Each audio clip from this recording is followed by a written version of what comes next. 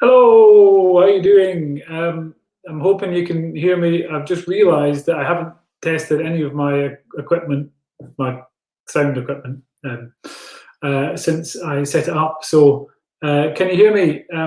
Could somebody comment to say if you can hear me or not, so I know whether to keep talking or whether just to shut up? I've got someone waving. Mark Quinn, that doesn't help.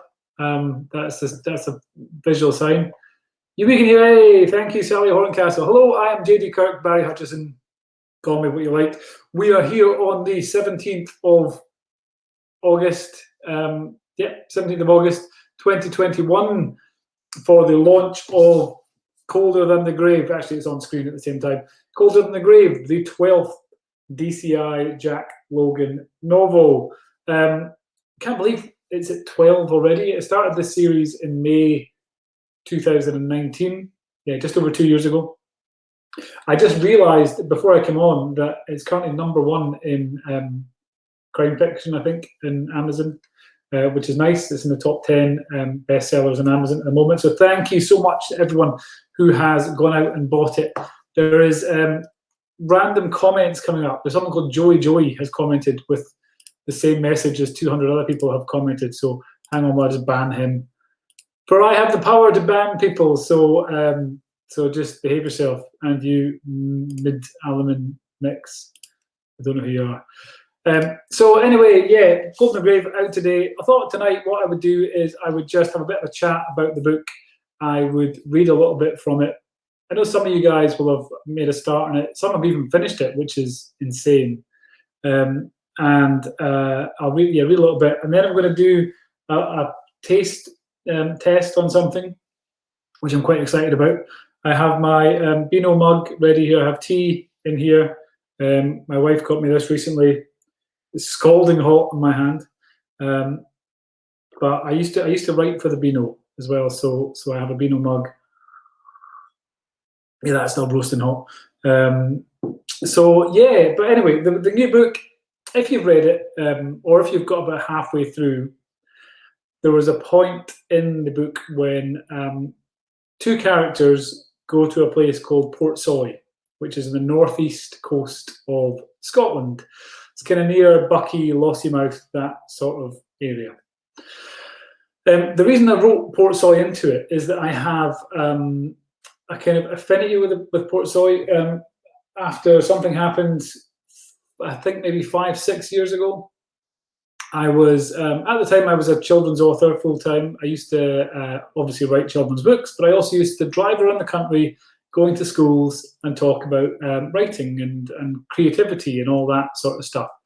Hang on, I was ban someone else. I really should have someone else for doing this. There we go, he's gone. I used to travel all around the place. This time I was in Aberdeenshire, and I was stopping in Portsoy overnight. I was staying at the Portsoy Hotel, I think it was called, or it was a hotel in Portsoy anyway. Stopped there for the night, got chatting to the owner in the restaurant, and she said, if you're looking for something to do tonight in Portsoy, what you want to do is go and visit Portsoy Harbour, famous harbour. Nothing dodgy going on. You know, sometimes harbours and places are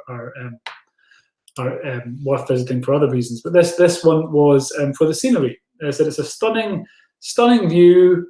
You get to, you'll see the sun going down, all that stuff. I thought that sounds right up my street, and I've got nothing else to do. So I ventured down to the harbour in Portsoy, and I took some pictures, and that was that. Went back to the room. I was doing events the next day. I hadn't shaved in about 3 weeks at this point, and it was quite beardy. So I thought I need to get rid of the beard. So I shaved. But what I have a tendency to do, if I haven't shaved in a while, members of my family will attest to this. My wife and my kids will attest that I like to experiment with facial hair when I'm shaving.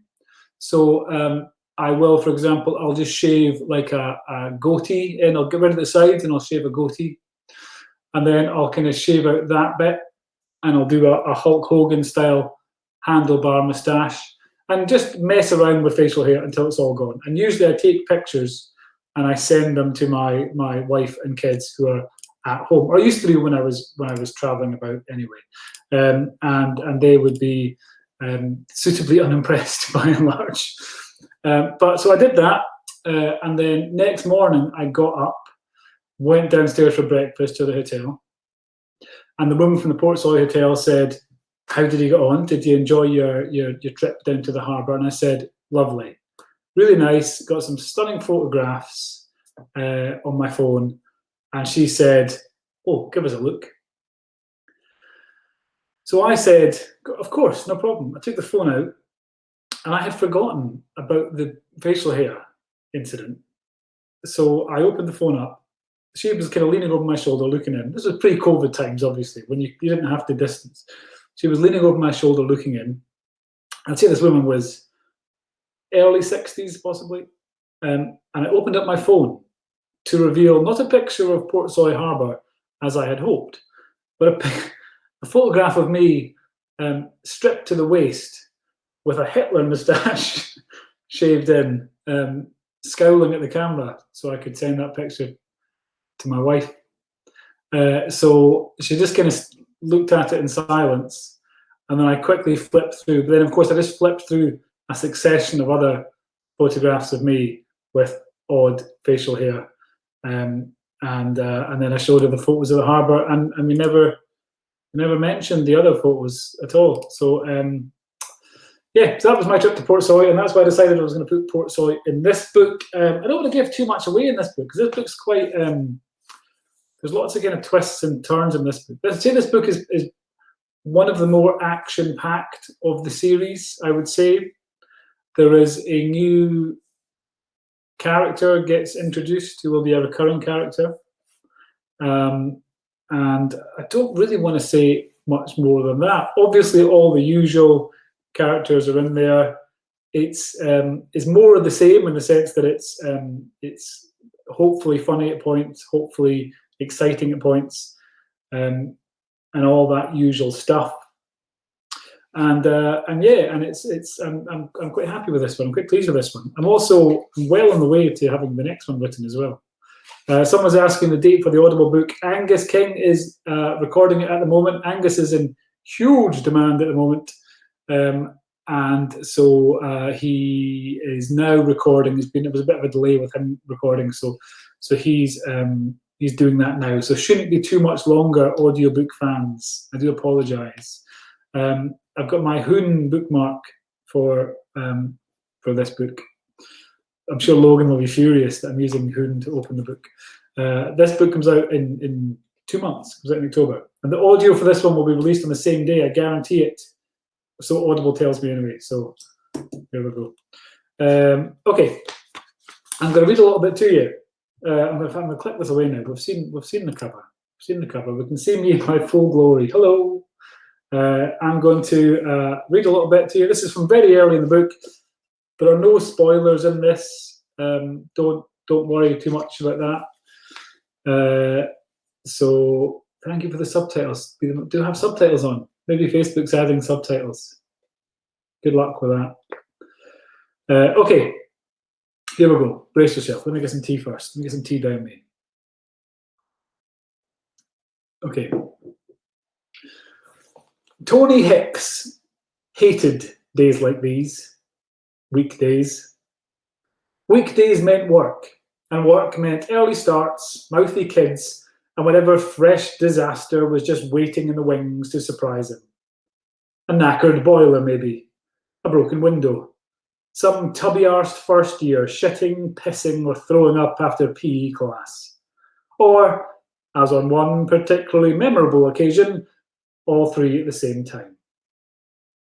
He wouldn't have minded too much if he was given a bit of respect. It wasn't too much to ask, was it? For the teachers not to flash him patronising smirks while peering down their noses at him. For them to take a minute to ask him how his day was going, and to actually stick around to hear the answer for once. He wasn't looking to be treated like royalty, but the odd wee word of thanks every once in a while wouldn't go amiss. Thanks for keeping the place running, Tony. I don't know how you do it. But no.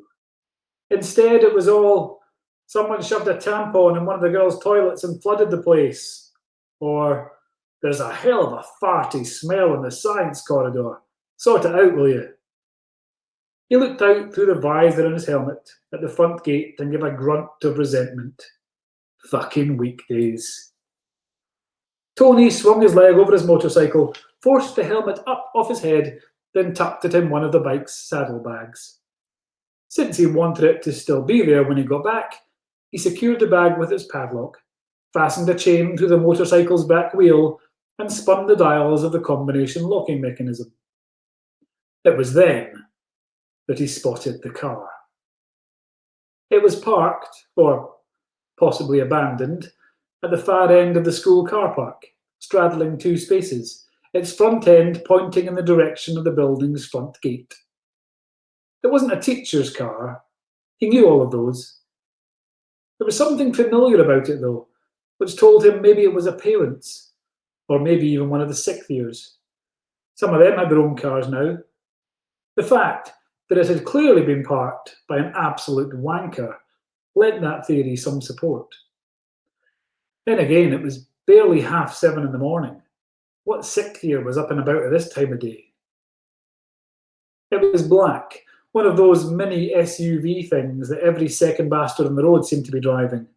A Peugeot, he thought, though they were also interchangeable, the aesthetic differences so insignificantly incremental that it was hard to be sure. Whatever it wasn't bloody staying there. Parking was enough of a nightmare as it was without some bugger straddling the white lines. And who'd be the poor Joe Soap who'd get the complaints when the last members of staff to arrive failed to find a space? Fucking muggins here, Tony muttered, and he went striding across the car park in the direction of the offending vehicle. His initial plan was to take a note of the registration, then compare that with the sign-in sheets at the front office.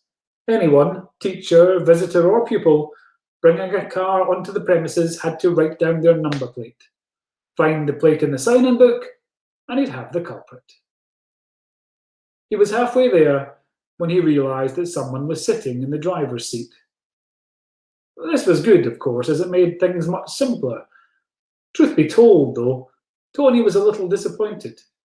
He'd been quite looking forward to putting his detective skills to the test. It would have made for a far more interesting morning than broken doorknobs and leaky pipes. "Oi!" he barked, announcing his presence as he stormed over to the SUV. The driver was buried in shadow. If he moved, it wasn't much, and as Tony got closer, he suspected the bastard was sleeping. "This isn't a bloody campsite," he said, rapping his knuckles on the driver's side window. "You can't just park here all night and—" He noticed the handcuffs first. They secured one hand to the steering wheel, the metal digging furrows in a fleshy wrist.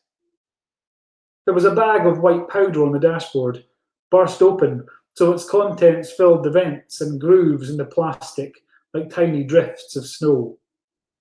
It was on his face, too, congealing blobs of pink on his chin and across his bloodied lips. "What the fuck is—" Tony mumbled. Then he gave another cautious tap on the glass. "Hello? Mate? You all right?" He shifted his position, and the angle of the sunlight in the glass changed, revealing yellowing eyes that were stuck wide open, but looking at nothing. The face was a graduation of blacks and purples, like the evening sky stretching into night. The cheeks were bloated, the nose bloodied. His other arm, the one not fastened to the steering wheel, was strapped into a sling, pinning it to his chest. And there was a grubby grey bandage, the janitor noted, where his hand should have been. Tony Hicks hated weekdays, and this one had only just begun. Let's leave it there. So that is a little reading from Colder Than the Grave, out now. So yeah, thank you very much for everyone who bought it. And it was it broke my record for pre-orders. There were almost 21,000 pre-orders for this book, which was absolutely crazy. So thank you for that. I'm going to take some questions in a minute. What I'm going to do, though, while taking questions, is I'm going to do my taste test. If you're a long-term fan of the series, which I assume most of you who are here probably will be, Tunnix gets referenced quite a lot. There is the Tunnix caramel wafer, the king of all biscuits. I think most of us will agree. But what I found recently in Aldi was milk chocolate caramel wafer bar. Not a Tunnix, but claiming to be, or pretending to be a Tunnix, passing itself off as a Tunnix. So what I thought I'd do is a little taste test. I'll do a blind taste test in that. Now then I won't know which is which. No, I will do a blind taste test. I'll open them both under here. But they open differently. So that's not going to work. I'm just going to eat one. I'm going to eat one and then I'm going to eat the other one and I'll tell you what's best. It's not scientific, but it's going to be enjoyable from my perspective. First up, in fact, no, let's do it the other way around. Let's do the imposter first. First up, from Aldi, milk chocolate caramel wafer bar. I don't hold up high hopes. Let's give it a go. I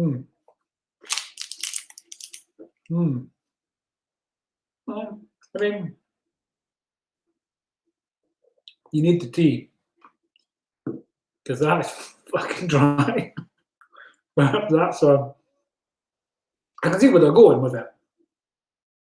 I just don't think they've got there.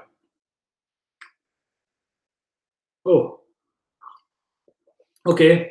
That was the first bite of the knockoff. The real deal. It's night and day. I mean, it's not even close. That is chocolate's nicer, biscuit's nicer, caramel bit's nicer. It doesn't taste like it's mostly composed of sawdust, which the Aldi one tasted like. I mean, don't get me wrong, it tastes all right. I'm not going to like turn it down. No, I might actually. I might reject that. If someone offered me that, I might say no, even if there was no Tunnix available. I would steer clear of that. However, if you do have access to real Tunnix, treat yourself. Fire away. Talk amongst yourself, that's what it is. So, yeah, Tunnix. I'm hoping for sponsorship eventually, but so far, not a cheap from them. Anyway, let's do some questions. Let's see. So questions from. I like this should be a slogan. Kelly says you can hear the difference. That's with the Tunnix / Aldi thing. Yeah, you can hear the difference. I can imagine.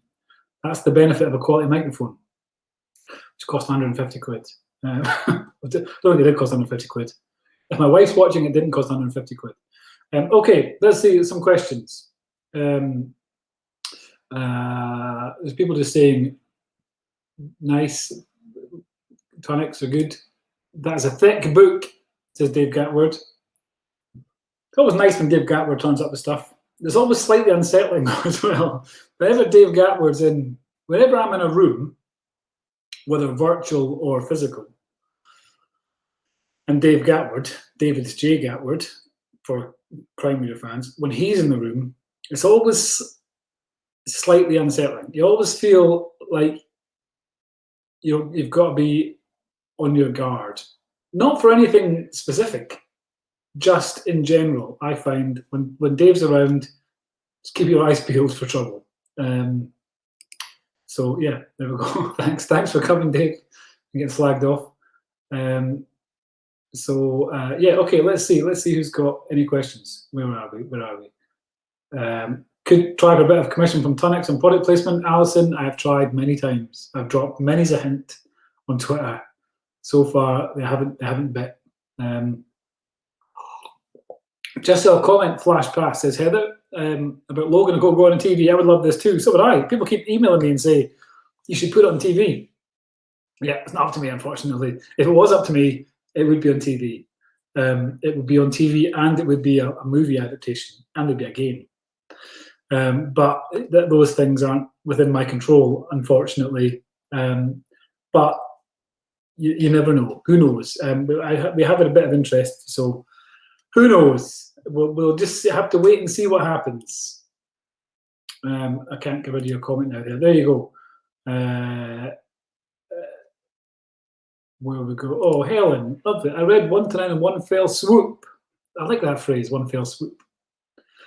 I'm assuming that doesn't mean you've read them all simultaneously, because that would be terrifying. And I look forward to every book that has come out since. Thanks, JD Kirk. A brilliant series. May there be many more. There will be many more, Helen. Thanks for asking. In fact, I might do a cover reveal. I might reveal the cover for the next one, which comes out at the tail end of this year, because we've got Hoon in October the 12th. I'm very much looking forward to reading Hoon. I'll talk a little bit about Hoon here as well. Really looking forward to people reading that. That's been written for ages. It's really frustrating for me because I really like people to read it, and it's been written for a long time. So, but that's coming in October, and then the next Logan book, book 13, will be out in December, just in time for Christmas. So I'll talk a bit about that in a minute. That Aldi fake Tunnix is repeating on me, I must say. So, what's this? What's this? Jane Tarbert. A bit of interesting news for anyone in the US. For those of you in the US, check Ackroyd's Scottish Bakery. They ship and they get you almost anything, presumably baking related to not literally anything. Then you can eat along with. That's what we should do. We should have a big Tunnix event, hopefully sponsored by Tunnix. It's worth a try. We've got to keep at them. Let's see. Of course, Tunnix is better. Just lots of Tunnix comments. Julie D. Kirk, no relation that I'm aware of. Would you consider another spin-off with a different character, and who might it be? Do you know, I had an idea about this today, and I don't know if it would work, but I had an idea of doing probably just like a single book, but set like 25 years in the future, and it's Tyler as a DCI or a DI or something. Tyler is basically in the Logan role, and but it's kind of future stuff going on. So a bit Blade Runner-y, but with DC Tyler Niche in the Harrison Ford role. I don't know why the idea amused me so much, but I think that would be fun. Would you like to read that? Would you like to read Tyler solving crimes in the future? Let me know. Heather Street, Tunnix, Iron Brew in the Scottish travel industry owe you a heck of a lot. Yes, they do. Iron Brew there, obviously. There's also, I don't know if you've seen it, if you go to jdkirk.com, not right now because I'm talking, don't be rude. Top right corner, there's a map, and it's got loads of locations from the series and kind of how to get to them and stuff. So you can go to all the murder scenes and see. Hopefully, you won't find a body there, though. That would be unfortunate. But yeah, so I'm trying to boost the Scottish travel industry. Let's see. What's this? Apricot one is lovely. Beats the cranberries. Mango and ginger is sublime. What are we talking about? Cranberries the band? Presumably not. Apricot. You don't get apricot Tunnix caramel things, do you? Surely not. Emma Porter, when are you going to do a book tour in Kent? I don't know. Not sure. Things are opening up now, which is nice. So there's going to be some news tomorrow about an in-person event I'll be doing. Can't tell you yet, but it'll be announced tomorrow. So I will share that on the Facebook page and all that stuff. I'm doing a couple of festivals next year. So and I'm also thinking of doing. I was talking to the Highland Bookshop, my local bookshop, who are like my biggest supporter and who've sent out several hundred signed books around the world since the series started, and we're talking about doing like a launch event for Hoon in October. So it'd be in the bookshop, but we would kind of stream it like this, and someone would be taking questions and all that stuff. But that's not in Kent, so it doesn't answer your question at all, I'm afraid. There are a couple of other crime fiction authors and I, of which David J. Gatward is one, were we're thinking about the idea of doing our own little book festival somewhere kind of fairly central in the UK, or maybe doing a couple of events, spread them out a bit, and so it'd be, you come along and it'd be like 5 or 6 of us. We'd have some individual events and we'd have a panel event and make a kind of night of it. So stay tuned for that. Let me know if you'd be interested. Susan Healy. Oh, so back to you. Hang on a minute. I'll get rid of that one. Susan Healy, how do you have so many ideas for these fab books? I've no idea, Susan. And my concern is if I think about it too much, they might stop coming. I've always, coming up with ideas has never really been a problem. The idea bit's the easy bit. It's the executing it bit, which is always difficult. So you come up with an idea in 2 minutes, and then you have to actually write that book, and that takes longer. So ideas so far are coming thick and fast. And Andrew Rennie, are you sure that Aldi one is not out of date? I'm pretty sure it's not out of date. Is there a date on? There might be a date on the outer pack, which I took it from. But probably not. I only bought it today, so I hope not. I only bought it. No, I bought it 3 days ago. Probably not. It's just not nice. So there we go.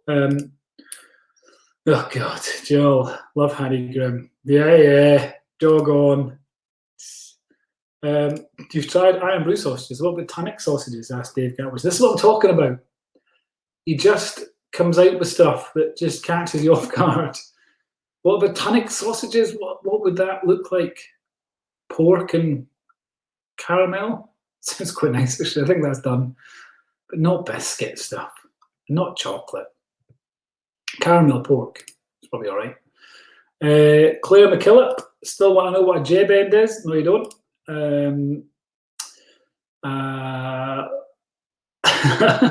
Just really random. I like after 8 mint, like Shona. I like after 8 mint as well. Can't go wrong with an after 8. Okay, Margaret. I live in Nairn. When are you going to put Nairn on your map? As it was in book 3. Is Nairn not on the map yet? I thought Nairn was on the map. I shall get my son on that. My son does the map. I shall thrash him with a read and make sure he gets it done forthwith. He's actually leaving soon. He's going to university soon, so how long we do then. And my daughter started high school today, so it's been an exciting day all around. Nerve-wracking. Richard Lee says you'll need a longer walk with Quinn tomorrow after that. I take it you mean tonics. Take it autocorrect has stitched you up good and proper there. Tunnels bar. Yes, I will. Quinn's actually still had some dodgy leg stuff going on, so she's been in and out of the vet, but back to walking properly tomorrow. Heather Allen, how's kitten life? Yeah, we got a cat. My daughter got a cat, which now dominates the entire household. Terrifies the dog at random intervals. If I try and write in the house, she will find me and she will sit on me, like usually like here, so I can't see my keyboard, and then she'll fall asleep. She'll leap on you from considerable distances. She'll sleep anywhere she chooses. So yeah, just standard cat stuff, really. I think so. But yeah, she's cute. She's quite much as I hate to admit it, she's quite cute. Oh, Caroline Campbell, what a champion! I've started from book 1 again. I'm planning on reading them all again. Good. Well, maybe you could tell me what happens, because I've pretty much forgotten. My memory for these things is terrible. I don't remember half of what happens in my books. In fact, I don't remember 20% of what happens in my books. So yeah, once you've read them, if you could kind of do a potted summary and send them to me, that would be lovely. And if you can tell me if I've reused the same joke multiple times or the same killer. Bobby Pennell Hodges, maybe Logan and Grimm, David J. Gatward's detective, should meet up and do a case together. Well, without spoiling anything, maybe that'll happen one day, or maybe it won't. Yeah, we have spoken about it. So yeah, we'll see. Possibly. Dave Gatward, fear me. There you go. There he goes again. Sinead, Addies. Who would you cast as Logan for the screen? New reader and 9 books in. You're not that new then. You're 9 books in, 9 books of 12. which 12 just come out today. Kevin McKidd is who I would cast. I don't have a picture of him here. Sometimes I do. Not for my own personal enjoyment. Sometimes I just keep a picture of Kevin McKidd. Some people have their family, but no, I have a framed photograph of Trainspotting actor Kevin McKidd beside me most of the time. But today I don't, unfortunately. So yeah, I'll go for him. I think he'd be really good. I'm not sure on his height though. That's the only thing. But you can fake that, can't you? I can put him on stilts. It'll be fine. So there we go, Sinead. Andy K. Serious question. Oh God, Andy, serious questions. Do you make money from books being on Kindle Unlimited? It seems a cheap way to read really great books, and authors deserve more. It's very nice of you to say so. Yes, I wouldn't do it if I didn't make money from it. Basically, the way it works is you can, on Amazon, on Kindle, you can either buy a book, which costs about $2.99 in my case, or you can borrow the book, which costs you nothing, essentially. In order to borrow it, though, you have to be a subscriber to something called Kindle Unlimited. Kindle Unlimited costs about $7.99 a month, I think. Although there's sometimes offers to get like a month free and stuff. But the way it works is that every page you read is worth approximately 1/3 of a penny to the author. So if you read like 100 pages, I'll make like 30 pence. If you read like 300 pages, I'll make like 90 pence, a pound if it's over. So my book's about 350 pages thereabouts. That third of a pence fluctuates. It's usually up a bit more than that. So I will make marginally less for someone borrowing the book, but statistically, I've looked into all this stuff. Statistically, someone who borrows the book is more likely to go on and read the rest of the series than someone who buys it. Because if you buy it and you go, yeah, that was all right, you might not read on. If you borrowed it and you go, yeah, that was all right, I'll try the next one because it's not costing me anything. So you're statistically more likely to carry on reading. So ultimately, I don't care how you read it. But now, as of this book, they're now kind of more widely available in print, in Waterstones and Blackwells and all that stuff. Hoon will be available in everywhere. It's available to pre-order in paperback now in Barnes & Noble in the US and everywhere in the UK.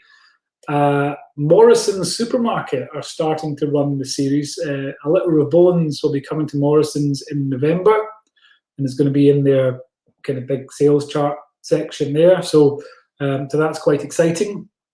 They bought loads and loads of copies of books, and hopefully we'll sell some, not just send them all back. So read it however you like, basically, and audio as well. Get money for audio, all that stuff. So yeah. Don't you worry about that, just you enjoy it. Where are we? Mark Quinn, can I play? Potentially. You'd have to go through a rigorous audition process, but assuming you pass that, yeah. Finley McBride, I remember that you came to my school a few years ago and you signed one of you were at the Shark-Headed Bear thing. Well, just by chance, I have a bookmark of the Shark-Headed Bear thing next to me because I was sending some books out to someone today. Some kids' books, and so there it is. There, a Shark-Headed Bear thing. Hello, Finley. Don't make me feel really old now by telling me I'm now 37 years old. So, Sharon Wright, do you always know the beginning and the end of your books when you start writing? I'm going to mull this over with is this the right one? Yes. No. Sometimes. Mostly. Timing's is good, isn't it? Yeah, I mostly have a good idea. I generally know start, definitely. It's quite hard to start writing it if you don't know where the start's going to be. So, although there have been times I've sat down with a blank page and gone, and just started typing. But usually I'll delete that, and the real start will turn out to be the next chapter that I write. So, I usually know the start, and I usually know who the killer is, and I have an idea of how that's going to wrap up. I think one of the most, if you want to write crime fiction, here's a tip, is in your head at least, write the story that you don't see on the page. So write the story of what actually happened to that dead body, to put it there. Because if you know that, then it becomes much easier to write the other story when they're trying to figure that out.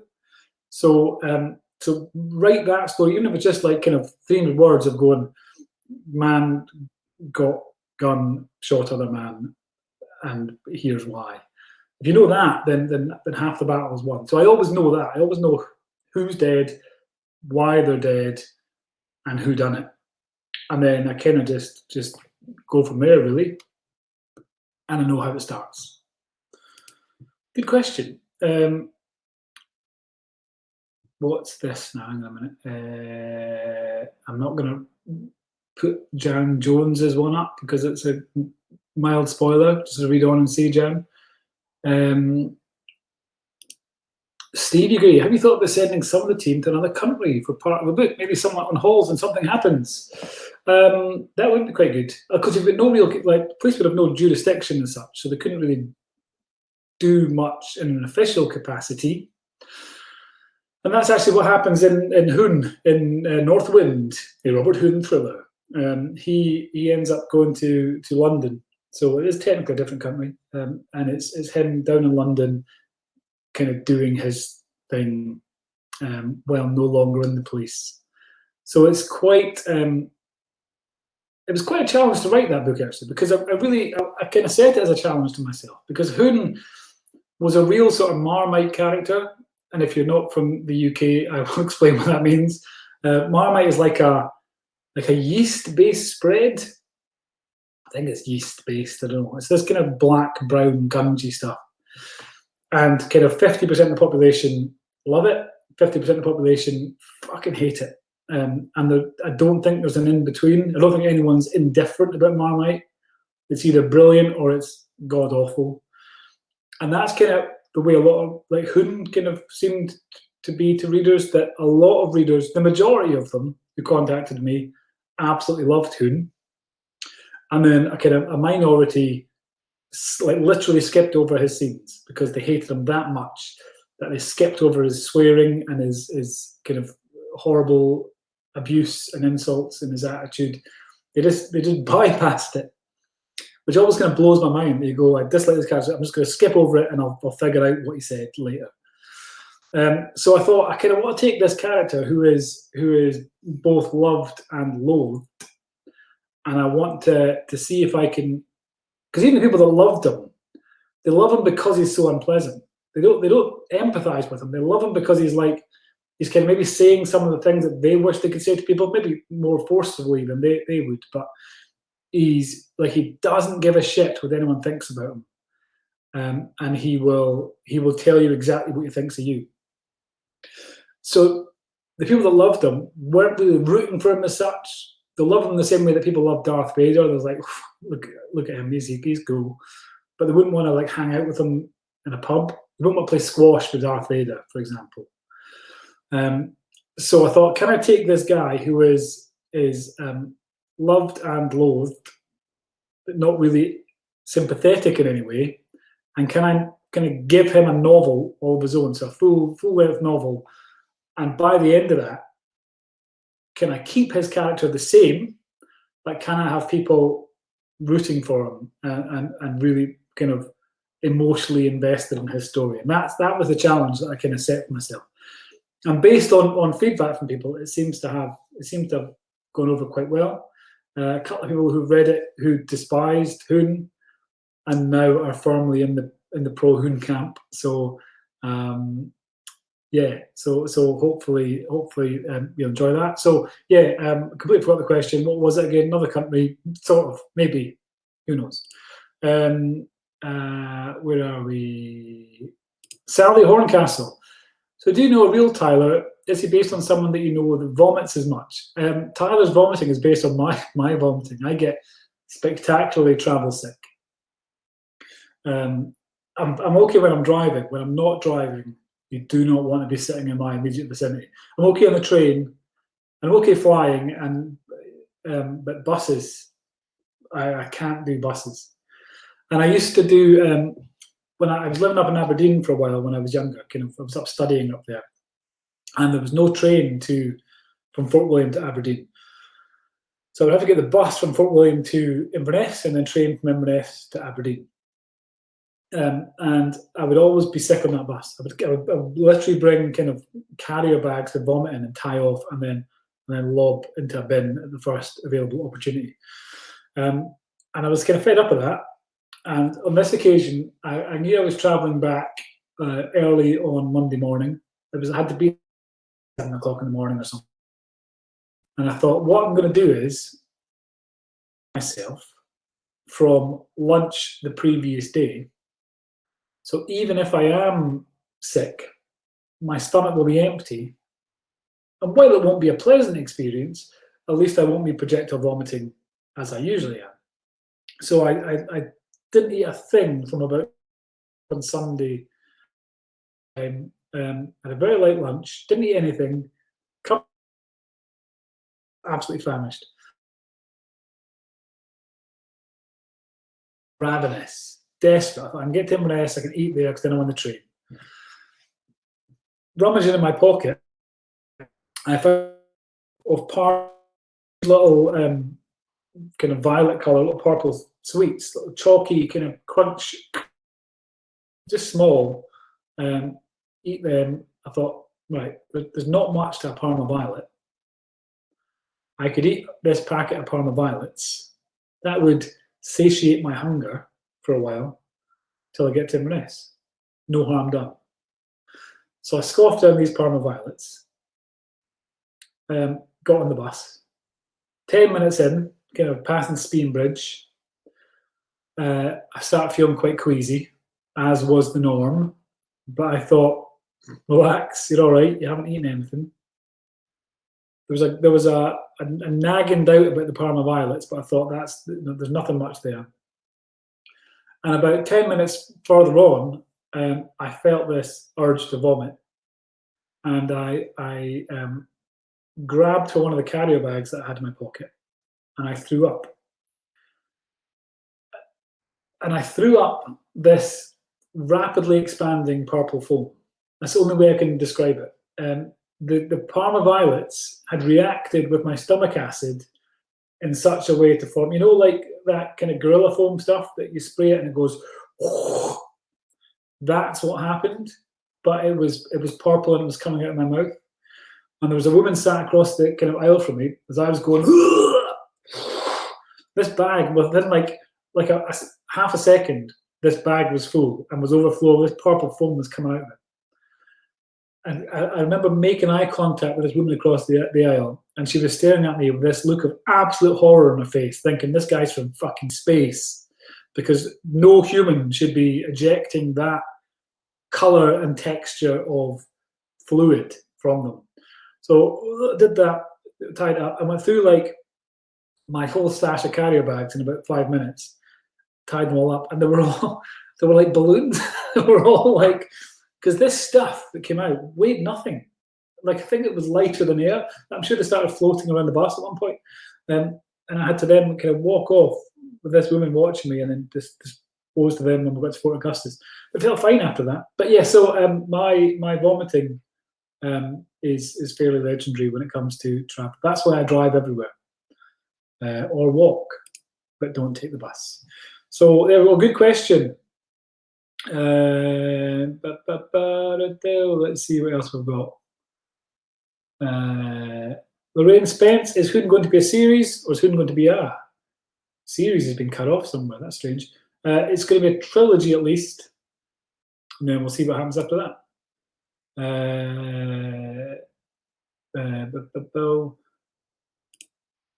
And maybe Hoon's swear box could be used to clear the COVID losses to the Treasury. He does swear quite a lot. I don't know if you've seen this actually, but I'm hoping this works.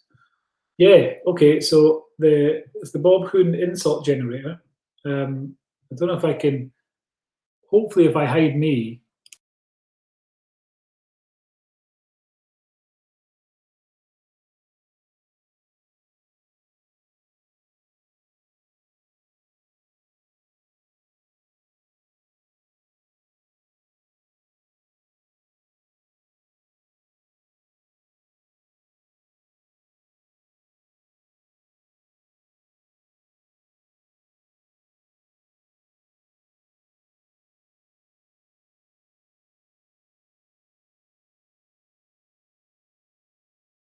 Oh, hopefully I'm back.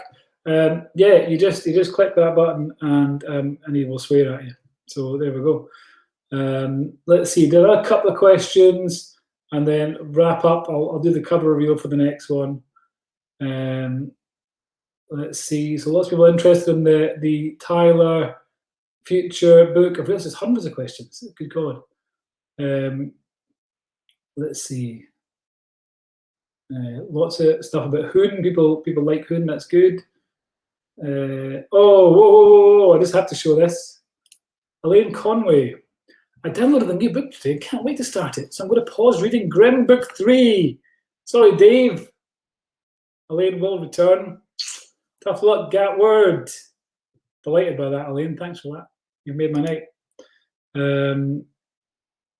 So yeah, there we go. Let's see what else we've got.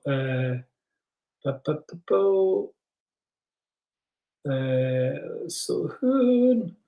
Lots of people do like Hoon, which is nice. Really reassuring. Edward Anderson. I love that Hoon wants to be better, but doesn't care if anybody else thinks he's any different. That's a good summary. Yeah, I think Hoon is. I think on some level, deep down, I think Hoon is even more of a big softie than Logan is. I think he's. I think at his heart, he's a thoroughly decent guy, but he just hides that very well. Let's see. God, there's so many questions. So someone's just saying Parma Violets. Yeah. Dave Gatler, Parma Violets taste of actual vomit. They don't. Well, they do now. To me, I can't look at a Parma Violet now without feeling sick. Just like tequila, but for other reasons. Kara Ewing, Lola says hello. I hope your books have arrived. That's what I was talking about when I signed those. When I was talking about those. So hello, Lola. Where we go? Here we go. Lisa Sesford. I absolutely hated Hoon. Probably spelled it wrong. You can't really go wrong spelling Hoon. That is it. At first, and when I heard he was getting his own book, I was horrified. Seems extreme. But I've really warmed to him and now really love him and pre-ordered the book. Excellent stuff. Glad to hear that I was able to win you round. I've kind of been doing that over the last few books. He's kind of on this road to redemption. So there's been scenes in the previous books where he's been all right. And yes, I've been trying to do that so people warm to him a bit because ultimately I want people to buy the book. So yeah. People enjoying the purple vomit story. Good. Glad that amused you. It wasn't amusing to me, let me tell you. Laughing at the purple puke. Thanks very much. People have seen the. Oh, you couldn't hear me. Oh, okay. I realised when I put up the screen thing, you couldn't hear me. That's a shame. The Hoon insult generator, which you unfortunately can't actually see. I'll try it again. You can, so yeah, you basically, I'll explain now where you can hear me talking. You click the button, let him rip, and he insults you. He'll call you, he says, you are a knob-sucking pair of tits, or a khaki-headed shite stain, or an arse fiddling pig fiddler. So basically it's like a random generator thing. It's all very clever. It's different parts of insults from the previous books where Hoon's been in, from his own book, and some that I've just made up. And then you click the button and it just combines them in a variety of different ways to be really offensive. So yeah, let's see now. I think we're time for one or two more questions. What are you working on now? Been cut off, but what are you working on now? Jan Jones, okay, good question. I'm going to show you. What I'm working on now is Logan book 13, which comes out in December and is called Come Hell or High Water. And that is the most westerly point in the UK, the lighthouse at Ardnamurchan. So I'm not going to tell you much more about it, but that is the cover for book 13. Some dangers are unavoidable. Not necessarily the finished tagline yet, but that's the cover. Emma Porter, because I was mean to Dave Gatward earlier, we need another Grimm book. I've read them all. Skim over that. Dave, yeah, there's Parma Violet gin. Gin. Yes, there is. We've got some. I've got some in the house. I haven't tried it, but maybe I will. That's a good idea for the next launch. I'll neck a bottle of Parma Violet gin and then projectile vomit. Good thinking. I thought of David Gatward as well, but that's not it, unfortunately. People like the cover. Good. Best are in Scotland. I don't know what the best are, but yeah. Book 13, Christmas present myself. Good, yes. So that's basically all we have kind of time for. Any standalones apart from Hoon? Irene Brown's asking. Not at the moment. But there's 3 Hoon books is planned, and then they're going to be alternating between Logan and Hoon for those 3 books. So Hoon 1 is in October. Hoon 2. So there's Hoon 1 in October, Logan 13 in December, Hoon 2 in February, sounds about right. Logan 14 in April, and then Hoon 3 in June. Hoon in June, finally. So yeah, Hoon in June, and then it'll be another Logan in August, and then I don't know after that. I'm not sure. I have an idea or 2, which I may pursue. So yeah, that's there might be a standalone coming after that, or a new series. There'll be something different anyway, unless Hoon does spectacularly well, and then there'll be more Hoon. Because I really enjoyed writing the Hoon book. I enjoyed writing all of them, so I can't say much about that. There's a question there. What music do you like to play on your guitar? Terrible music. I am awful on the guitar. It's really just, I haven't played it actually in a wee while now. I played it once, I think, since coming into this office. And I haven't really played it at all since then. Now, lots of questions about guitar. Is the guitar a prop, or can you play? Asked Alison. As I say, I can't play well. So apologies for that. What I might do at some point is I'll do a little video. I'll play a little. I'll find a classic Scottish song, maybe the Proclaimers, and I'll play a little video. So Penny, you might be the only author who writes faster than Stephen King, which I'm so happy about. Yeah, Dave Gatward, he's on here. He writes quickly as well, probably as quickly as I do, I think. Not as good, but but he tries. Bless him, he tries. So he does. Yeah, he writes very quickly. He does write very well as well. The Grimm books, if you haven't read them, well worth checking out. Those and Alex Smith's DCI Ket books. I heartily recommend both. Okay, thank you very much. What guitar is it? Don't know. Yeah, oh, something by Run Rig. Not a chance. Oh, click the wrong button. Okay, that's me. I'm afraid I'm going to go and finish off the rest of my tea, which is probably stone cold. Yeah, stone cold. And my half a Tunnocks caramel wafer. And then we all know it. I'm also going to eat the other half of the Aldi caramel wafer. But I'll be ashamed of myself if that helps any. I don't want the Logan series to end ever, says Heather Street. Eventually, I will die, so it will. Brace yourself. There will be an end. There'll be a natural end to the series then. But until such times, I will keep writing them as much as I can. Thank you all very much. Enjoy the book if you haven't read it yet. If you have read it, or when you do read it, if you could take a minute to leave a review on Amazon, that would be lovely. Or Waterstones, or Barnes & Noble, or anywhere else. I'll leave a review on there. That all helps bring in more readers, and the more readers, the more books I will produce. So yeah, thanks for listening, and enjoy the rest of your night. Bye for now.